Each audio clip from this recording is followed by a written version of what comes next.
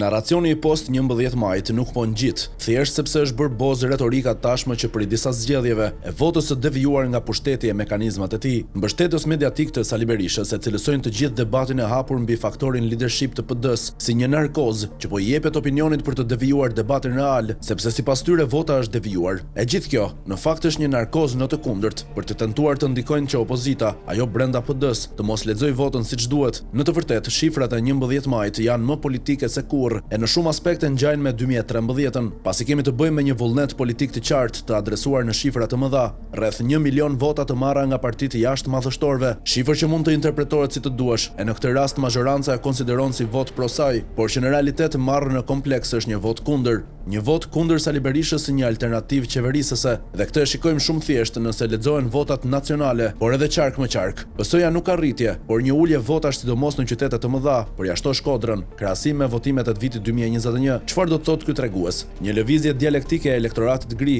sidomos në qytetet e mëdha për formacionet e reja politike. Nisma Shqipëria bëhet, Partia Mundësia, Lëvizja Bashk e me pak parti të tjera që nuk janë të reja, por gjithsesi një faktor politik shtesë. Ky tregues pra i devijimit të një konsensusi politik të votuesve të mundshëm antiqeveritar apo jo qeveritar drejt formacioneve të reja është një votë e qartë kundër Sali Berishës. Ashtu siç është në shumicën e saj apo në thelbin e saj, edhe vota e elektoratit solid në Partinë Socialiste. Kjo kuptohet qartë nga fushata e kryqëzuar e Edi Ramës 50 plus 50%, gjysmë për narracionin e pasaportës europiane, gjysma kundra bufit dhe kënetës së tij, që në bombardimin thuajse 24 orësh në rrjetet sociale e media ka anuar më shumë nga fushata anti-kënet, gjë që është totalisht e pritshme dhe dialektike, pasi Sali Berisha i ka të gjitha atributet për të kthyer në shënjestër politike, jo vetëm nga mosha dhe koha e gjatë e qëndrimit politik, por sidomos nga procesi penal ndaj tij, si dhe sanksionet agresive të dy fuqive të mëdha, SBA e Britania e Madhe. Establishmenti berishian rreket të argumentoi se mazhoranca nuk ka psuar firo nga proceset penale të eksponentëve të saj. E kjo sipas tyre është e panatyrshme, por përveç aspektit që mazhoranca ka pasur një tjetër sjellje ndaj çështjeve të eksponentëve të saj, është faktori që solli këtë realitet të drejtësisë së re. Ndërkohë që për ta provuar këtë duhet lakmusi tjetër, pra që opozita të drejtohej nga një lider i pandjekur nga drejtësia, i pasanksionuar nga perëndimi, si dhe me një sjellje ndryshe ndaj drejtësisë së re.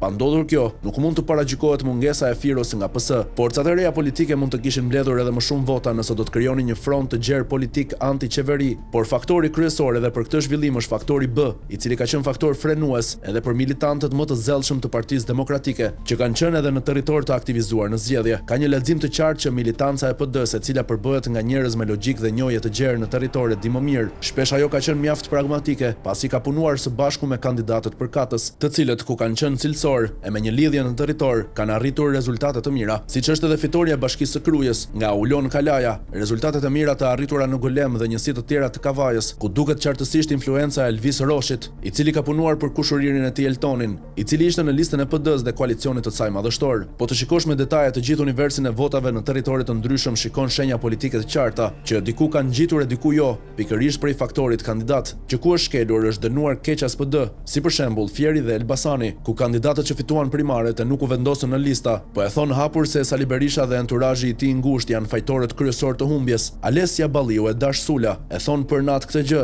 por edhe të tjerë që nuk e thon, natyrisht për respekt të lojalitetit politik, e kanë thënë me veprime dhe akte, siç janë kërkesat për rinumërim nga Ilir Ali Mehmeti e Aulon Kalaja. I gjithë ky gjallimi i aktivitetit politik brenda PD-s është një shenjë që Sali Berisha e ka ditur mirë se ekziston, që kur nisi lëvizjen anti-Basha, ndaj përdori më shumë karrotën se shkopin në fushatën e tij, se gjasme do ta hapte partinë katër kanatësh. Thjesht tani ata njerëz që kanë ndjekur karrierën e tyre janë kthyer doktorit, të cilin përpara 2013-s as guxonin t'ia bënin këtë gjë, sepse ishte jo vetëm i fuqishëm, por edhe ende i gjallë politikisht. Sot ai si faktor është një fosil, që normalisht për një kohë të gjatë do të ketë adhuruesit e tij, por si muze, jo si kandidat për kryeministër.